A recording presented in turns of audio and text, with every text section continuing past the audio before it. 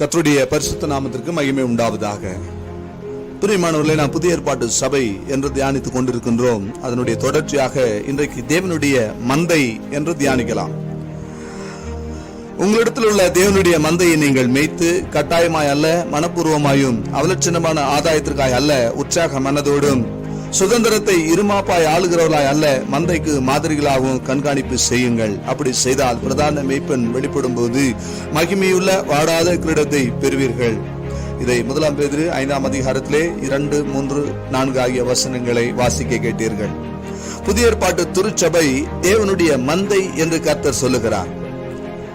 தேவனுடைய மந்தையை குறித்து நாம் சரியாய் விளங்கிக் கொள்ள வேத புத்தகத்தையே நாம் கவனிக்க வேண்டும். பொதுவாக ஆடுகள் என்றாலே நாம் செம்மறி ஆடுகள், வெள்ளாடுகள் என்று 2 வகையான ஆடுகளை மட்டுமே நாம் அறிந்திருக்கிறோம். ஆனால் அவைகளின் குணங்களை வைத்து அவைகள் 10 விதமான ஆடுகளாய் இருக்கிறது என்பதை நாம் தியானிக்க போகின்றோம். இந்த 10 வித ஆடுகளும் இன்றைய புதிய ஏற்பாட்டு சபையிலே 10 விதமான விசுவாசிகளை காண்பிக்கின்றது. இந்த 10 விதமான விசுவாசிகள் அல்லது ஆடுகளை குறித்து சுருக்கமாக தியானித்த பின்பு எப்படிப்பட்ட மந்தையாக நாம் இருக்க வேண்டும் என்பதற்கு சில விதமான சத்தியங்களை நாம் கவனிக்கலாம்.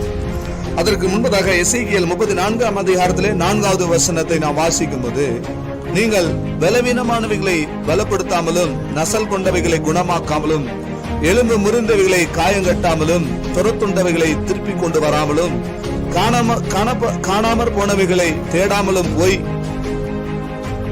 பலாத்காரமும் கடூரமாய் அவைகளை ஆண்டீர்கள். இந்த வசனத்தில் பார்க்கும்போது முதலாவதாக பலவீனமான ஆடு என்று பார்க்கிறோம். அதாவது நீங்கள் பலவீனமானவைகளை பலப்படுத்தாமலும் என்று சொல்லப்படுகிறதுனால இந்த மந்தையிலே பலவீனமான ஆடு. புதிய ஏற்பாடு சபையில பல வருடம் விசுவாசிகளை ஆனவர்களும் கூட எப்பொழுதும் ஒரு பலவீனத்தோடு அவர்கள் காணப்படுகிறதை, பலவீனமாகவே இருக்கிறதை பார்க்க முடிகிறது. வீடுகள் சந்திக்க போகும்போதும், கூட்டங்கள் கன்வென்ஷன்கள்ல பிரசங்கித்து மற்றவர்களுக்காக ஜெபிக்க ஆரம்பிக்கும் பொழுதும் ஒரே விதமான பலவீனத்தை ஆயுள் காலமெல்லாம் சொல்லி ஜெபித்துக் கொள்ளுகிற விசுவாசிகளை பார்க்க முடியும். இவர்கள் தான் மந்தையில உள்ள பலவீனமான ஆடுகள். ஆனால் கர்த்தர் இவர்களை குறித்து என்ன சொல்லுகிறார்? பிலிப்பியர் 4 அதிகாரம் 13வது வசனத்தின்படி, என்னை பலப்படுத்துகிற கிறிஸ்துவினாலே எல்லாவற்றையும் செய்ய எனக்கு பலன் உண்டு. எசேக்கியேல் 34 அதிகாரத்தில் 4வது வசனத்தை வாசித்தோமே, அதில் 2வதாக நசல் கொண்ட ஆடு. தேவனுடைய மந்தையில் எலும்பும் தோலுமாய் எப்பொழுதும் வியாதியுடன் இருக்கிற ஆடுகள் உண்டு. எப்பொழுதும் நோய் கொண்ட ஆடு, எவ்வளவு போஷாக்குகளை போட்டு போஷித்தாலும் சுகமாகாத ஆடுகள் உண்டு. இவர்கள் தங்கள் சபையின் மேய்ப்பர்கள் போடுகிற புல் போதாது என்று கூட்டம் கூட்டமாய் அங்கும் இங்கும் முகாம்களுக்கு ஓடுகிற ஆடுகள். எனினும் ஆவிக்குரிய ஜீவிதத்தில் வியாதிப்பட்டவர்களாகவே இருப்பார்கள். கோல் சொல்லுதல், புறங்கூறுதல், குற்றம் கண்டுபிடித்தல், மாம்ச இச்சைகள் போன்றவற்றில் விடுதலையும் சுகமும் பெற முடியாமல் மெலிந்தே காணப்படுவார்கள்.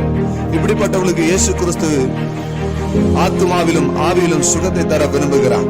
107 சங்கீதம் 20வது வசனத்தை பார்க்கும்போது, அவர் தம்முடைய வசனத்தை அவர்களை குணமாக்கி அவர்களை அழிவுக்கு தப்புவிக்கிறார். கர்த்தர் உங்களை ஆசீர்வதிப்பாராக. தொடர்ந்து இதை தியானிக்கலாம்.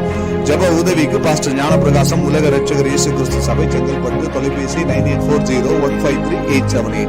God bless you.